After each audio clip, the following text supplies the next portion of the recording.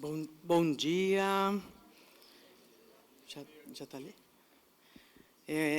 Enquanto eles colocam a apresentação, aqui como representante da cidade de Campinas, agradeço a presença de todo mundo, o esforço de todo mundo para estar aqui e que nós façamos boas coisas, né? Como disse alguém, o Fedon, nosso objetivo maior é o nosso atendido e que nós possamos com isso sempre evoluir e fazer coisas novas e coisas boas. Agradeço aqui, estou vendo o pessoal aqui também do Instituto Padre Haroldo, as pessoas do Brasil todo, América Latina, bem-vindos. Então, o nosso tema, eu fico muito feliz, muito honrada de poder iniciar essa apresentação com o tema da diversidade. Um desafio do nosso tempo, que foi por muitos tempos negligenciado e que está aqui. Então, é com muita alegria que eu inicio essa primeira fala, acolhendo a diversidade na comunidade terapêutica. Primeiro, eu gostaria de declarar a isenção de não há conflito de interesse aqui da minha pessoa com relação a qualquer apresentação que eu faço. Falando rapidamente, o Instituto Padre Haroldo foi fundado em 1978, reconhecidamente a primeira comunidade terapêutica do Brasil, com modelo e método técnico e aprendido por Padre Haroldo junto à Federação Mundial de Comunidades Terapêuticas. Posteriormente, Padre Haroldo também participou da fundação da FLACT e da FEBRACT, junto com o professor Saulo Montserrat. O IPH foi essa primeira organização, aqui é a foto de quem conhece a Fazenda. A Fazenda foi o primeiro espaço de recuperação, onde se colocou o método tecnicamente estruturado de comunidade terapêutica, e a FEBRACT foi esse pioneiro de formação de todos os conselheiros em comunidade terapêutica e que existe até hoje. O Código de Ética do Instituto Padre Haroldo está baseado no Código de Ética da Federação Mundial, no Código de Ética da Federação Brasileira, que todo mundo pode encontrar aí dentro da sacola a reescrita do Código de Ética da FEBRACT. Falando rapidamente sobre o Instituto Padre Haroldo, nós atuamos em 4 eixos, não só das comunidades terapêuticas, que é esse eixo aqui, o verdinho. Nós temos as comunidades terapêuticas para pessoas de todos os gêneros e repúblicas pós-tratamento, que é após a passagem pela comunidade terapêutica, também 2 repúblicas. Os homens iniciam o tratamento lá na fazenda e depois continuam aqui na nossa sede urbana, e as mulheres e transhomens, transmulheres, aqui na sede. Nós temos um grande programa de prevenção hoje, prevenção universal, trabalhamos com habilidade, socioeducação, com mais ou menos 600 crianças em 2 unidades, crianças, jovens, adolescentes, idosos, familiares dessas crianças, em 2 unidades aqui da cidade de Campinas. Temos os acolhimentos residenciais. No acolhimento residencial, nós trabalhamos no modelo de redução de danos, não é o modelo de comunidade terapêutica, porque as pessoas que vêm são as pessoas que conseguem estar neste modelo. Muitos transitam depois para a comunidade terapêutica, se assim desejarem. Temos uma casa para gestantes, pioneira, é um modelo para gestantes em situação de rua, uso de substâncias e que estavam nas cenas de uso. Então, é um modelo de trabalho. Outro dia eu visitava com o Projeto Hombre a casa da gestante, ele falou: eu não vejo um serviço como esse aqui na Espanha. Mas aqui no Brasil, na América Latina, a gente sabe que é um serviço essencial, porque é a oportunidade dessa gestante que quer ser mãe. De outra forma, o que acontece no Brasil inteiro, em muitos lugares, é a separação deste bebê da mãe. A mãe não tem direito a ter o filho não tem direito a ter a mãe, porque a destituição do poder familiar é sumária. Ninguém vai deixar uma criança na rua com a sua mãe. Então, do hospital, o que acontecia antes? Do hospital, essa mulher saía sem o seu filho, o filho saía sem a sua mãe. O número de abrigamentos na cidade de Campinas reduziu drasticamente a partir desse serviço. Mas não é um modelo de comunidade terapêutica, é um outro tipo de serviço, é um modelo de saúde, monitorado pela saúde, com acompanhamento, carteira vacinal, pré-natal, sendo possível de ser feito. E temos a Casa de Passagem para pessoas em situação de ruas, Repúblicas para jovens, e esse aqui é um programa transversal, é um programa que foi implantado com muito sucesso, tem sido, porque hoje a droga para pessoas em situação de vulnerabilidade social é uma questão, mas todas as outras vêm junto, são as questões sociais. Trabalho, renda, colocação, moradia. Moradia é um problema seríssimo no Brasil. Então, o trabalho e renda, ele entra nesse lugar. Eu tenho muito orgulho de dizer que, no ano passado, nós tivemos quase 500 pessoas desempregadas e dessas quase 500 pessoas, mais de 200 saíram trabalhando. Ficam, nem sempre. Temos um outro desafio, trabalhar as pessoas na permanência do trabalho. Então, esse ciclo é um ciclo. Qualificação, currículo, a qualificação profissional técnica, a qualificação profissional comportamental. Como é que eu estou no trabalho, mundo do trabalho. Então, criamos esse programa que ele é transversal a todos os outros. Agora, já vou entrar no tema da diversidade. Por que falar de diversidade? Diverso é aquele que apresenta variedade, diversificado, diferente, isso daí extraído do dicionário mesmo. Somos diversos. Se a gente olhar esse auditório aqui, a gente vê a diversidade.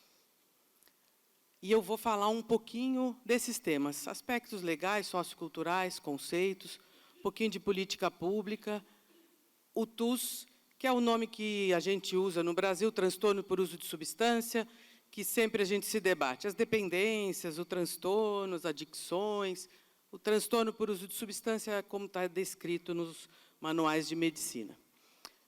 As práticas inclusivas, né, que esse é o objetivo dessa fala. Então, dos aspectos legais, tanto a Declaração Universal dos Direitos Humanos quanto a Constituição Federal Brasileira de 1988, nos guiam diante de ações de injustiças ou violação de direitos. E traz no seu preâmbulo os valores ideais de liberdade, dignidade, democracia, justiça social, para todos. Por isso que está em destaque o para todos. A nossa Constituição é muito bonita, muito bem escrita, de 88. A gente vai ver que a execução, nem tanto, né? Mas a lei é importante, é aí que começa tudo. No preâmbulo da nossa Constituição diz que para instituir um Estado democrático de direito é necessário assegurar o exercício dos direitos sociais individuais. E aí eu chamo a atenção para os sociais e individuais. A liberdade, a segurança, bem-estar, desenvolvimento, igualdade e justiça, como valores supremos de uma sociedade fraterna, pluralista e sem preconceitos. Então, é expresso que nós temos que promover a diversidade, a igualdade, o combate à intolerância e à discriminação, e traz a dignidade como valor universal. Nós trabalhamos com comunidades terapêuticas, com pessoas, com diversidade. Portanto, as políticas públicas, e aqui os representantes das políticas públicas de todos os cantos e recantos e também do Brasil, as políticas públicas devem promover a mudança de cultura, porque isso é uma mudança de cultura, nós estamos aprendendo muita coisa nova, até a linguagem. A mudança de cultura e de realidade que almejamos nesse Estado de direito democrático que nós desenhamos para as democracias, não exclusivamente para o Brasil. Então, o nosso sistema jurídico brasileiro, ele prevê punição para discriminação, ou seja, a discriminação é crime. Isso não pode ficar esquecido. Discriminação é crime. Quando vem alguém de fora do Brasil e discrimina, também é crime. De dentro do Brasil, que discrimina é crime. E das outras nações não posso falar sobre a Constituição das outras nações, mas num Estado democrático de direito, discriminação é falta de humanidade. Eu falei da legislação, mas o Brasil é o 7º país mais desigual do mundo. Como é que a gente caminha para superar isso? E aí a gente sabe que a América Latina se estende isso, mas eu não tenho propriedade para falar de todos os países da América Latina. Podemos dizer que a sociedade, de modo geral, no mundo, caminha para se tornar cada vez mais consciente das diferenças e pluralidades sociais que acompanham, que a compõem? Será que a gente caminha para reconhecer isso, para reconhecer a pluralidade? Existe uma relação direta entre a superação das desigualdades e o reconhecimento e valorização das diversidades. Isso é relação direta, e a nossa balança está assim. O Brian falou da África, quiçá a África já também entre nesse campo, né? É um desafio enorme. A gente tem um desafio grande aqui na América Latina, e olhar para a África é tarde, né? Já estamos olhando tarde. Essa aqui é uma foto na casa da gestante, na frente da casa da gestante. E aquilo que eu chamava atenção para como direitos individuais eram muito focados, hoje se amplia a importância e o reconhecimento dos direitos coletivos, sociais, econômicos, culturais e ambientais. Isso vem cada vez sendo mais consolidado. Olhamos para o indivíduo, mas olhamos para o coletivo. E os movimentos sociais, os coletivos, devem ser valorizados. Só assim a gente alcança a verdadeira Estado democrático de direito, liberdade, igualdade e proteção. Diversidade, né? Eu fui buscar o que se fala hoje sobre diversidade. Tem uns 3 pontinhos depois, porque diversidade é muito mais que isso. Diversidade é, sim, étnica, racial, e a gente tem uma dívida histórica de todos os países que usaram mão de obra escrava, todos os países que escravizaram um povo, têm uma dívida histórica com esse povo que deve ser reparada. Às vezes a gente não tem a noção do quanto é um povo que perde a sua história. Uma pessoa que foi escravizada na África, vem para o Brasil, nem o sobrenome carrega. Nem o sobrenome. Aqui, os sobrenomes das pessoas pretas é Costa, é Silva, é Ferreira. Não é o nome africano que essa pessoa tinha. Onde ficou a história dos ancestrais dessas pessoas? Essa história ficou perdida, e nós temos, então, que olhar para isso quando essas pessoas estão na comunidade terapêutica. Essas pessoas trazem marcas e sofrimentos, e nós não podemos ignorar isso. Gênero, aí tem as pessoas trans, as pessoas LGBT, as mulheres, que a Sushma vai falar daqui a pouco, então eu não vou nem mencionar a questão das mulheres que não acessam os nossos tratamentos. A questão da idade hoje tem sido, nós acolhemos esse ano, acho que pela primeira vez, uma mulher trans idosa. Uma mulher trans idosa, acho que foi a primeira vez. E a idade é uma questão, há preconceito com a idade. As pessoas mais velhas são mais lentas, têm dificuldades, e as pessoas não têm paciência, a juventude, geração aí, XYZW, muito rápida, né? De orientação sexual, diversidade cultural. Nós tem chegado, aqui no Brasil, tem chegado os imigrantes venezuelanos, os imigrantes sírios chegaram, imigrantes da África, e nós temos recebido essas pessoas com diferenças culturais. As deficiências, as pessoas com problemas de mobilidade, deficiências intelectuais, físicas, as diferenças socioeconômicas, preconceitos, né, pobreza, miséria, riqueza, essa convivência junto, as diferenças de pensamento, de experiência, crença religiosa, é um grande desafio nas comunidades terapêuticas, a convivência das diversas crenças religiosas. Conversava também com o pessoal do Projeto Ombre, que fala, bom, mas nós temos na nossa comunidade muçulmanos, evangélicos, católicos, como é que a gente lida com essa divergência? As divergências geográficas, de Estado civil, outrora era um grande preconceito, mulheres separadas, hoje já não é um preconceito, mas ainda há, em algumas comunidades, há olhares para isso, convicções filosóficas e políticas. Políticas, hoje, isso tem sido um grande problema, porque nós estamos vivendo a polaridade. As polaridades onde um não tolera a opinião do outro, política. Então, essa polaridade que nós temos vivido não só no Brasil, mas no mundo todo, onde o que eu penso não vale diante do que você pensa e vice-versa, né? Como conviver com isso tudo na nossa comunidade terapêutica, onde as pessoas vivem juntas? E como que a política pública vai trabalhar com isso tudo?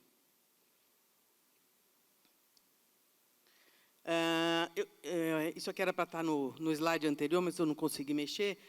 Não podemos esquecer dos Objetivos do Desenvolvimento Sustentável, a Agenda 2030, que teríamos que ter caminhado muito mais. Erradicação da pobreza, saúde e bem-estar, educação de qualidade, igualdade de gênero, trabalho, redução das desigualdades, paz e justiça, está na agenda. Esses são só 7 dos 17, mas que falam de diversidade, que falam que em todos os lugares as pessoas possam desfrutar de paz e de prosperidade. As políticas de inclusão, nós que fazemos parte, precisamos atuar em advocacy, em políticas intersetoriais. Intersetoriais, a droga é uma política intersetorial, não dá para negligenciar. Assistência social, saúde, educação, moradia, trabalho e renda, não pode ignorar isso, não é possível ignorar isso. O transtorno por uso também é uma questão e ele impacta indivíduos e a sociedade. O estigma contribui para o isolamento, dificulta o acesso ao cuidado, contribui para mortes, provoca aumento das vulnerabilidades sociais. Então, esse conceito que eu aprendi ali com a Selene, que está aqui, da BEAD, o conceito da interseccionalidade, que diz que um fator de exclusão potencializa o outro. Então, olha o que acontece com o TUS, o transtorno por uso de substância, quando ele vai se somando a outros fatores sociais. Uma pessoa negra, mais velha, que passou pelo sistema prisional, de outra cultura, pode associar cada um deles com outra religião, as deficiências, isso vai se somando. Se a pessoa tem 1, tem 2, tem 3 fatores desses, isso vai potencializando. E como é que a gente lida com isso no tratamento, dentro da comunidade terapêutica? Olhar individualizado e abordagem multidisciplinar. Não há como escapar disso, não há como não olhar para isso como indivíduo. Aí eu falei já falei das pessoas pretas, e mulheres e homens trans têm uma questão específica, que é mudança de nome, terapia hormonal, ambulatório, então isso também tem que ser visto. Para promover a inclusão, já estou indo para o fim, estabelecer práticas inclusivas como valor institucional. Se eu não decidir isso, isso não acontece. Isso tem que ser um valor institucional. Promover o reconhecimento e respeito às diferenças, ações para combater a discriminação, combater a desigualdade e o estigma e separar o TUS como uma questão realmente de saúde. É social, tudo que vem associado, mas o transtorno é uma questão de saúde. E aí eu inventei os 12 passos da inclusão, já que a gente fala tanto dos 12 passos, são os últimos 13 slides falar dos 12 passos, tá? Os 12 passos da inclusão, que seria olhar para o espaço físico mesmo, que seja seguro, psicológico, social, moral, adaptado às necessidades de acordo com a diversidade. Então, acessibilidade, banheiro, espaço de convivência, intimidade. Olhar para a convivência, promovendo aprendizado sobre a realidade do outro. Quantas vezes a gente tem dificuldade na linguagem? A linguagem está mudando. É errado não saber? Não, mas é errado não querer aprender. Então, a gente tem que trabalhar a linguagem, conhecer e promover o aprendizado sobre todas essas diversidades, acompanhar a evolução do pensamento sobre a temática. Manter equipes atualizadas. Adotar a inclusão e o respeito como valor institucional. Cada membro da equipe deve vencer os próprios preconceitos. Isso parece simples, mas nem sempre é. Trabalhar a cultura institucional, promover uma cultura de acolhimento com humanidade, empatia e sem preconceito, olhar individualizado, olhar para os traumas. É recomendável ter uma equipe diversa. Nós temos trabalhado para isso, para ter uma equipe diversa entre os membros da nossa equipe. 8º passo, promover atualização permanente e grupos de discussão, tanto entre equipe quanto entre os acolhidos. Nós temos uma realidade que é comum. Normalmente, as mulheres são vítimas de violência e os homens são autores de violência. Isso não é um preconceito, é um dado. Nós temos que trabalhar isso, temos que falar sobre isso com homens e com mulheres. E aí, os encaminhamentos especializados, envolver familiares sempre, criação de novos vínculos. Ontem eu conversava com a nossa coordenadora da República, ela falou, eu vou estudar solidão, porque eu tenho visto que o maior motivo de recaída da República é a solidão.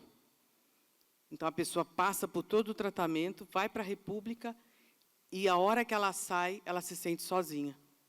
Como é que a gente trabalha isso nesse processo de vínculos saudáveis, de criar novas redes? E aí, bato palma para o AA, para o NA, para os grupos de mútua ajuda, que fazem, muitas vezes, essa rede de apoio, e nós nos chamamos de família, né?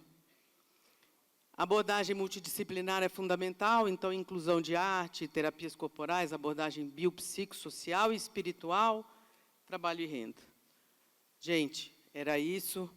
Eu gostaria de deixar esse recado, porque eu acho que nós temos, mais que tudo, essa não é uma palestra instrutiva, é uma palestra reflexiva, que fique o pensamento e o sentimento. E aí eu quis terminar com uma frase que fosse reflexiva. A inclusão não é apenas sobre aceitar diferenças, é sobre celebrar a riqueza que a diversidade traz.